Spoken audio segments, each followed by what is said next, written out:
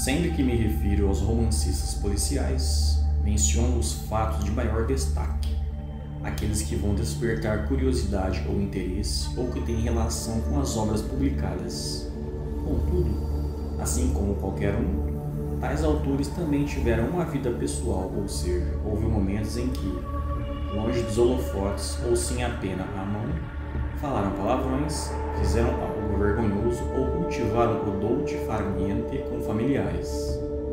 Houve momentos, pois, em que, cedendo às fraquezas e delícias humanas, descidos do pedestal, foram iguais a qualquer um de nós. Foram gente como a gente. Vamos conhecer agora alguns fatos aleatórios sobre tais momentos.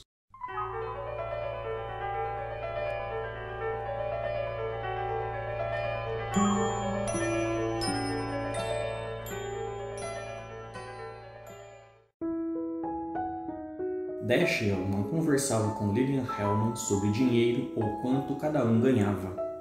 Era simpatizante crítico do marxismo, desdenhava a União Soviética e criticava o Partido Comunista Americano, apesar de ser leal a ele.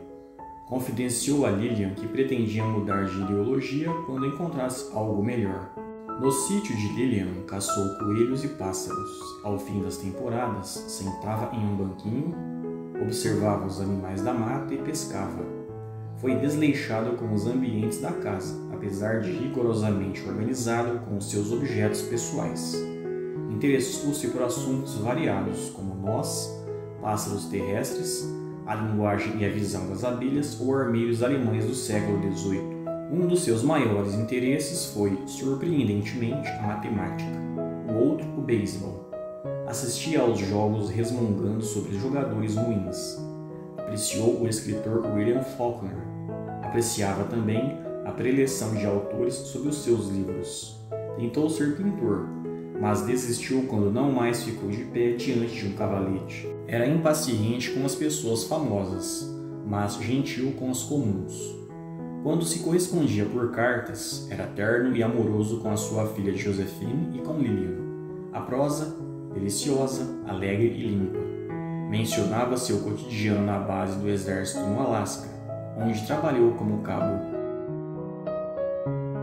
Poucos meses após se casar com Virginia Clemm, sua prima de apenas 13 anos, o autor foi envolvido em um escândalo com Elizabeth Elliot e Francis Osgood. Rumores sobre o suposto comportamento inadequado de Virginia afetaram-na tanto que, em seu leito de morte, ela afirmou que Elliot havia assassinado-a. Quando ainda eram solteiros, Clem adorava Poe e o seguia em longos passeios pelo campo. Virginia entregou cartas de amor de Poe a uma vizinha, uma das paixões do autor, até o alvo de sua afeição tornar-se a própria Virginia. Afirma-se que ambos costumavam frequentar funerais de pessoas estranhas e chorar. Poe e Virginia nunca tiveram filhos. Em suas cartas, nunca mencionaram temas sexuais. Biógrafos afirmam que o casal mantinha um relacionamento mais como irmão e irmã do que como propriamente marido e mulher. A psicanalista e escritora Marie Bonaparte sugere que Virginia morreu virgem. O escritor, crítico e naturalista Joseph Wood afirma que Poe não precisava de mulher da maneira que os homens normalmente precisam. Acrescenta que o escritor considerava repulsivo o tema sexo. Virginia costumava se aconchegar ao lado do poeta enquanto ele escrevia e costumava guardar seus papéis em perfeita ordem, como alguém que guarda com a alma algo que sabe ser valioso. Poe amava a delicadeza de sua jovem Cissy. De fato, na correspondência por cartas, Poe tratava Virginia por Cis ou Cissy. Chandler foi admitido na faculdade Dulwich em 1900. Seus professores o consideravam brilhante, mas um pouco distraído. Envolveu-se com Cissy Pascal, modelo e 18 anos mais velha do que ele, enquanto ela ainda era casada, e casou-se com ela após seu divórcio. O relacionamento era tenso, mas eles estavam emocionalmente reconciliados. Para ele, a visão da mulher deve ser absoluta, ou seja, envolta em valores como honra, castidade e pureza. Incapaz de lidar com a solidão, esta contribuiu bastante para sua morte anos após ficar viúvo. Era inseguro, bastante exigente e às vezes idealista e mesmo infantil. Chandler tinha um lado caloroso e brincalhão. O autor e sua mulher Cissy se tornaram íntimos de Juanita Messick, a secretária de Chandler. Aliás, ele escreveu um ensaio intitulado Conselhos a uma Secretária, um conjunto irônico de instruções para sua assistente. O tom com que se dirigia a Juanita variava de patrão indulgente ao cônjuge infeliz.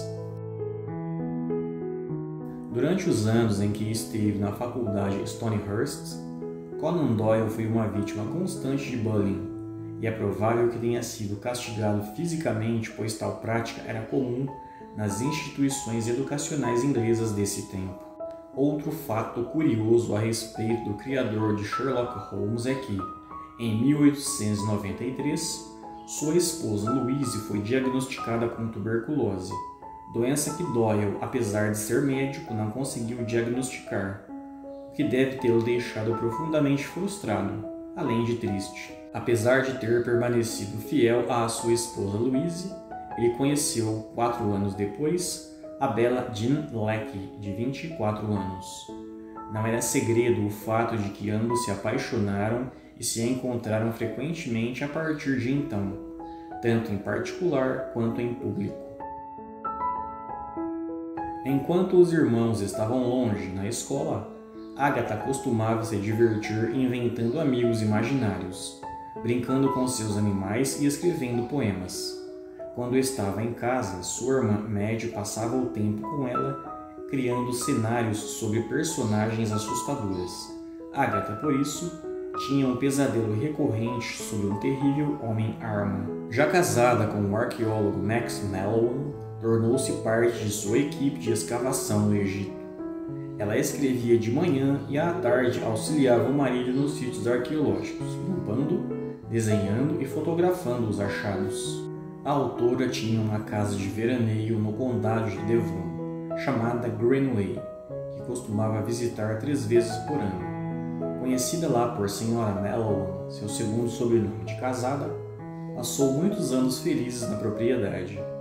Reunia a família para passar feriados assim que terminava de escrever seus livros ou para celebrar as estações do ano. Todos relaxavam à beira de um rio, jogavam croquet e block golf ou liam os romances mais recentes dela aos convidados. Curta e compartilhe este vídeo. Inscreva-se neste canal. Inscreva-se também no meu outro canal, o Ateliê de Apolo, dedicado à divulgação da cultura e de curiosidades em geral. Link na descrição. Muito importante também, comente suas impressões e sugestões. Isso auxilia bastante o crescimento do queima de arquivo. Por enquanto é isso. Obrigado e até mais.